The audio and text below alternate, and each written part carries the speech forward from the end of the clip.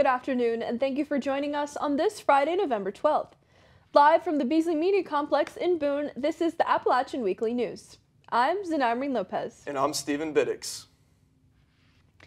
We begin today's newscast with an update on COVID-19 here in the High Country. Every Monday, the university updates their dashboard tracking data for the fall 2021 semester. As of this week, there are 9 cases in students and 3 in employees, making 12 active cases at App State. The university is down 10 cases in comparison to last week. 80% of employees are vaccinated, as well as 69% of students. 53% of Watauga County is fully vaccinated. Students, staff, and faculty are required to submit their vaccination records, or they are subject to weekly testing. Appointments for vaccines can be made at health services on campus. Vaccines are also now available to children ages 5 through 11. Booster shots are now coming into play since the first vaccine started rolling out in the beginning of this year. They're available at App Healthcare. Monday to Friday, you can call to make an appointment to get your next shot. Their number is 828-795-1970. The FDA and CDC have approved the Pfizer COVID vaccine for children 5 to 11 years old. If you would like your child to be vaccinated, Watauga County schools are hosting vaccine clinics. The vaccine for children is a third of the dose that adults receive and 2 shots, which should be scheduled at least 21 days apart. Children can also pick whether they would like to receive the vaccine in the leg or arm. The vaccine is safe, free, and there will be additional clinics scheduled. The next clinic will be held on Saturday, November 13th from 8 a.m. to noon at Hardin Park School. You must schedule an appointment for the vaccine, and you can go to boonedrug.com/COVID-vaccine to do so. A woman in Charlotte was looking forward to her Airbnb stay here in the Boone Mountains with some of her friends from college. That is, until the property manager disappeared once she paid her deposit. Susan Tondreau used the popular vacation rental app to book a cabin for their stay. Like many homes on the platform, the property was managed by a company, this one called High Country Vacation Homes. A month before her trip, Tondreau received a call from the owner of the home. During the call, the owner said that High Country Homes is being investigated for an overwhelming number of complaints from previous renters. While the company is being investigated by the North Carolina Real Estate Commission, Tondreau is looking to Airbnb to get her money back, but with little help. When talking to customer service, she was told that Airbnb had a high volume of requests, not paying her much attention. After WBTV in Charlotte reached out to the company on behalf of Tondreau, she received a coupon of $450 for her next stay, compared to the $1,200 deposit she put on the vacation home. The historic Appalachian Theater on King Street is reopening after trouble staying open for the last 2 years. Our very own Grace Powers is at the theater to tell us more. Grace, what more do you have for us? I'm here on King Street at the Appalachian Theater, where this Sunday marks the 83rd anniversary of their opening. And to celebrate, they're showing a screening of Hollywood in the High Country, a documentary detailing the Appalachian Theater's history. In 2014, App State alumnus and filmmaker Philip Arnold heard about a documentary project being produced for the Appalachian Theater and knew he wanted to be a part of it. I went to school at Appalachian. I worked at the university. I have a house a couple miles outside of Boone. So Boone is a huge part of my life. In Hollywood in the High Country, Arnold tells 3 narratives: the theater's past, present, and how it became part of the town's culture. These were stories of first dates, first kisses at the theater, being in the theater when it caught on fire, of seeing your idol larger than life on the big screen. And I thought that was really interesting. The Appalachian Theater opened its doors on November 14th, 1938. It was one of the most popular spots in Boone until 1950, when a popcorn machine caused a fire. The theater reopened that year and operated until 2007, when the theater was forced to close for financial reasons. In 2013, plans were made to bring the theater back to life. And by October of 2019, the Appalachian Theater was back in business. Arnold now resides in Columbus, Ohio, so he said working on this project was particularly special to him. The project was very personal in that it allowed me to reconnect and stay connected connected to Boone. I got to meet a lot of new people through the project, but more than anything, even when I wasn't in Boone, I was there, you know, imaginatively working on the project. Hollywood in the High Country is being shown here at the Appalachian Theater this Sunday, November 14th from 3 to 5 p.m. Proof of vaccination or a negative COVID test is required for attendance. For the Appalachian Weekly News, I'm Grace Powers. Thanks, Grace. I know I'll definitely be stopping by to check that out. Investigators at the National Park Service are still looking for suspects for the homicide of Josue Calderon on Saturday, October 9th at the Blue Ridge Parkway and are asking for your help. The NPS is looking for pictures, videos, or any audio that could help them find a suspect. The homicide took place at the Yadkin Valley Overlook, but if you were on the parkway at all that day, authorities say your information can be very useful. To submit a tip, photos, or video, you can call 888-653-0009, go to go.nps.gov/submit-a-tip, or email nps_isb@nps.gov. After all of Boone precincts finished reporting last Tuesday night, election results were announced for the town of Boone. Boone's new mayor is Tim Futrell. Running unopposed, the Democratic candidate won with 95.1% of the votes. The elected Boone Town Council members were Todd Carter, Virginia Roseman, Eddie Tugman, Rebecca Nanau, and John Dalton George, an App State alumni. Boone community members are raising concerns about the rapid growth of App State and what it means to the town and the surrounding areas. A town hall meeting was held to discuss enrollment, student housing, sustainability, and App State's overall effect on the community. In a press release for the event, a key point brought out was about how, quote, Appalachian State has tried to control local real estate in ways that raise problems for sustainability, housing justice, and the community's well-being, end quote. Attendees of the meeting included App State affiliates, locals, and others involved in the Boone community. The meeting struck a chord, especially with one speaker who was brought to tears when she stepped to the podium, saying, quote, I've had to watch for the last 25 to 30 years Appalachian people get up and leave, and we are not transient people. If we leave, it's because we are forced out. And yes, I'm mad. I've watched my ethnic group of people be forced out of Watauga County. Dr. Clark Maddox was at the meeting and spoke on some of these issues. Every university in America has sort of approached the idea over the last 10, 15 years that what universities have to do is to keep expanding.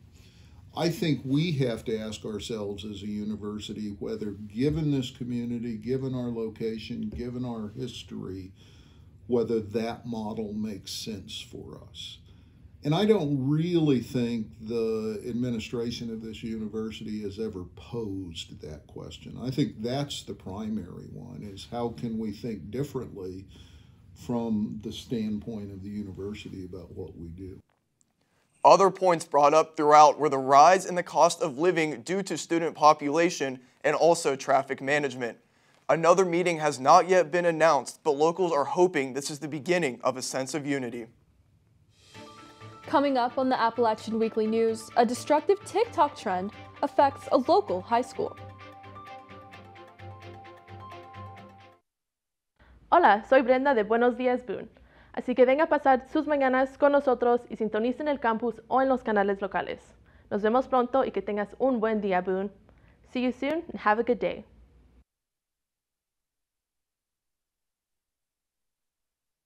Hi neighbor, I'm Ryan Perone.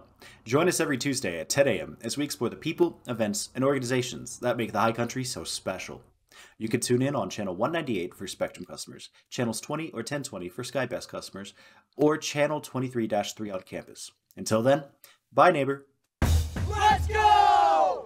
To a place where you can grow. A place to be heard. And take a closer look. A place where you can crush it. And push yourself. A place to find your voice. This place rocks. And rolls. A place where you can get out. Wow! A place you'll never forget. So where is this place? Let me show you.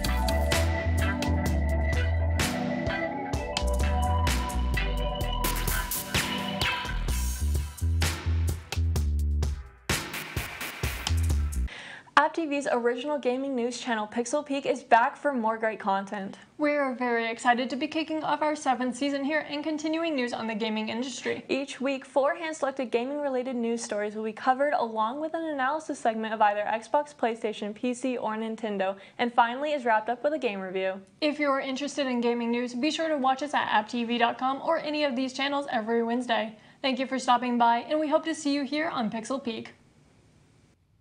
Welcome back to the Appalachian Weekly News.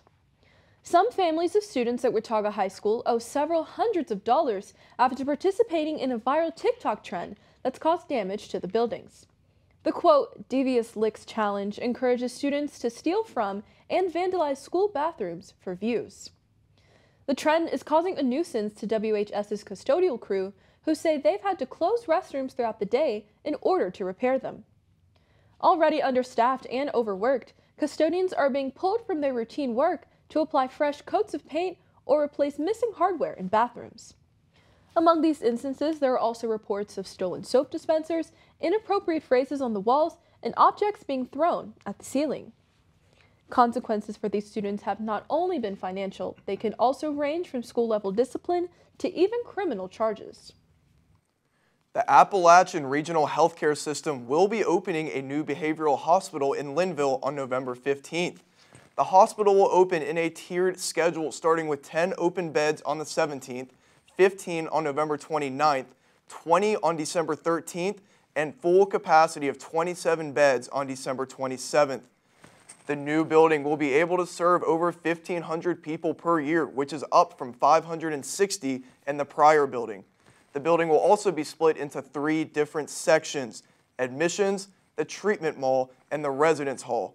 The goal of the new building is to be able to more efficiently treat patients, create a safe and secure space for patients, while also creating a healing environment within the mountains. As the fall semester comes to a close, wellness and prevention services are becoming even more necessary for students. This week, our correspondent Dylan Henson took a look at these services provided on campus. On campus, behind the Plymouth Student Union, sits the Miles Anna Student Support Services building. Here is the App State Postal Office, the Student Health Services, and the Psychology Center, and the Wellness and Prevention Services. This week, I take a look at Wellness and Prevention Services, and I speak with Dr. Howard, the director. Students that are interested in accessing services through the Department of Wellness and Prevention Services should first look at our website, which is wellness.appstate.edu, and do a cursory review of our services that are available, identify that which is most applicable to their needs. Feel free to walk in, first floor Miles Annis building, or give us a call at 828-262-3148. The other thing I encourage all students to do is follow us on Instagram, which is where we post a lot of our emerging services and programmatic activities. You can find us on Instagram at appstate_wellness. According to the CDC, wellness services provided to students and employees are more likely to succeed because of the resources that are available. App State student Jasmine Sedegadzade talks about how these resources have been both beneficial and helpful for herself. Putting myself first allows me to take a deeper, more introspective look into what I need to grow, which is good not just for me, but for my friends and family and people I care about. As students, it is important to recognize these services and the access that we have to them. Self-care starts with us. For the Appalachian Weekly News, I'm Dylan Henson. Pizza Hut in Boone closed its doors in 2017, but it could make a comeback according to applications submitted to the town. The application is for one building meant to hold 2 restaurants, one of them being the Pizza Hut. The other potential restaurant has not yet been confirmed. The site would be built in the lot next to Local Lion and across from the Standard on Blowing Rock Road. Boone's previous Pizza Hut was open for more than 3 decades and closed because of failed negotiations for property deals. 2 App State alumni have returned home to take over a local business. Jacob Hudson and Noah Privet have recently bought Reef Magic, one of North Carolina's oldest aquarium stores. Both graduated in 2018 with degrees in biology and exercise science. Hudson worked at Reef Magic under the previous owner, which was an inspiration for them. Quote, "I've always done this. This has always been my hobby ever since I was a kid. I honestly don't know how I got here. It's weird. I just took some chances." Best part about my job is just keeping care of fish, and as well as my main hobby is to grow corals. We're continuously building for the next year. I'd hopefully see the store revamped in about a year. If you're trying to get into this industry, just start your own little tank. And it really just takes a few YouTube videos and some talking to the right people to get you going. But other than that, in life, jobs-wise, just work hard. We're at it all day, every day. The two are now also working on running an online coral store, another passion of theirs. The store is currently under renovations, but should be done by the end of next year, according to Hudson. A horse gets his story told in a new children's book written by Watauga County resident Anna Welsh. Dog Moves to the Mountains is the true story of Doc, a Belgian draft horse who moved from the Outer Banks to the high country. During his time on the coast, Doc suffered severe heat stroke from the beach temperatures. His owners worked to improve his health to make the trip to the mountains, where he has found a home at the Southern Sun Farm Sanctuary. All proceeds from the book go directly to the sanctuary, which houses neglected and abused horses. And now we go to our sports update this week with Alex Urquiza. Alex, how was that Arkansas State game? So last week, App State football team traveled to Jonesboro, Arkansas last Saturday, defeating the Arkansas State Red Wolves 48-14. The Mountaineers improved their record to 7-2 this season and 4-1 in the conference. App State has scored over 40 points 4 times this season, and it's the 7th time they produced over 400 yards offensively. The Mountaineers play tomorrow against South Alabama at home at 2:30 p.m. The Panthers entered the game off a 24-31 loss against Troy, while App State is on a 3-game win streak. I predict the Mountaineers to win in a tight game to extend their streak. While App State offense has been playing well lately, its defense has been just as good, especially for one player. Our correspondent Josh Scott has more. Last weekend, App State extended their win streak to 3 straight games after taking down the Arkansas State Red Wolves in dominating fashion. The offense got most of the attention, of course, as Cam Peoples and Nate Noel ran the show. However, the defense made their mark as well, led by senior cornerback and Sunbelt Defensive Player of the Week, Stephen Jones Jr. It was nothing short of a breakout game for Stephen Jones Jr. as he tallied 3 interceptions last week against Arkansas State. 2 of them returned for touchdowns. The performance earned him Sunbelt Conference Defensive Player of the Week, which he considers to be a huge honor. My reaction, it was like a dream, man. I couldn't believe it, but I just went out there, did what I had to do, and made it work. With 5 interceptions in the last 2 games, the Rockingham, North Carolina native credits his recent success to the hard work he puts on the practice field, as well as off the practice field. I try to watch film every break I get between classes. Like right now, I'm about to go watch film before I do my homework, man. Jones Jr. and the rest of the Mountaineer defense will look to keep the momentum going this weekend as they host the South Alabama Jaguars at 2:30 p.m. on Saturday. The senior cornerback considers himself and the rest of the black and gold to be ready for their next opponent. This is a very young team, but we always make sure we come to work every day. And as long as we do that, we're going to be good. Last season, Stephen Jones Jr. scored his first touchdown as an App State Mountaineer right here in the end zone behind me. Reporting for the Appalachian Weekly News, I'm Josh Scott. College basketball finally returned this Tuesday with App State men's basketball getting back to action after the Sun Belt Championship campaign last season. The Mountaineers traveled to New Rochelle, New York, where they fell 65-53 to Iona in their season opener. App State led at the end of the first half 27-25, but the Gales came back to secure the victory, scoring 40 points in the second half. Senior guard Adrian Jolf led the Mountaineers with 15 points and 8 rebounds, and senior forward James Lewis Jr. tallied 7 points and a team-high 9 rebounds. The Mountaineers play their next game tonight against ETSU in their home opener at the Home Convocation Center at 6:30 p.m. And as for App State women's basketball, the Lady Mountaineers secured a blowout 75-41 victory against Lees McRae in their season opener at the Holmes Convocation Center. Covey senior guard Michaela Porter led the team with 14 points, and sophomore guard Faith Alston tallied a career-high tying 13 points against the Bobcats. Last night, the Mountaineers played their first away game against Mercer, where they fell 61-54. Redshirt junior guard Janae Sanders scored a career-high 22 points, nearly leading the Mountaineers to a victory. App State women's basketball returned to action this Sunday against North Carolina Central at the Holmes Convocation Center at 2 p.m. App State wrestling began its season last Sunday at the Southeast Open held at Salem, Virginia. The Mountaineers had 3 finalists and 5 top 4 finishes. Sophomore Heath Gagner, freshman Will Miller, and redshirt junior Jacob Sartorio all finished as runner-ups in the freshman-sophomore division. Gagner went 4-1, while Miller and Sartorio both finished 3-1. App State home opener is this Sunday when they host the Mountaineer Invitational at the Varsity Gym. App State women's golf wrapped up their fall season Wednesday at the French Broad Collegiate Invitational that was held at UNC Asheville. The Mountaineers finished 12th out of 13 with freshman duo Layla Merrick and Mary Sears Brown posting App State's best scores in both the final round and overall. Merrick had a 5 over 76 in the final round, and Brown tallied a final round 77, with both finishing 42nd in the tournament. The Mountaineers' spring schedule begins February 7th at the Lady Bison Bay Point Classic at Panama City. App State volleyball played their final home game of the season last night against Coastal Carolina, falling 3-0. Junior outside hitter McCall Denny and senior outside hitter Victoria Wilform both tallied 12 kills apiece, with Kelly securing 6 digs and Wilform 4. Last night was interim head coach Caitlin Bullock's first game in charge of the Mountaineers after former head coach Matt Gunipro resigned from his role on Monday. App State will face Coastal Carolina again in the regular season final on Sunday at 1 p.m. Bouncing off Good Neighbors Rescue Nation, there has been another leadership change in the athletics department, this time involving women's soccer. App State Athletics Director Doug Gillett announced Tuesday that Sarah Strickland will transition from head coach of the women's soccer program to a new role in the athletics department, putting an end to her 12 years in charge of the program.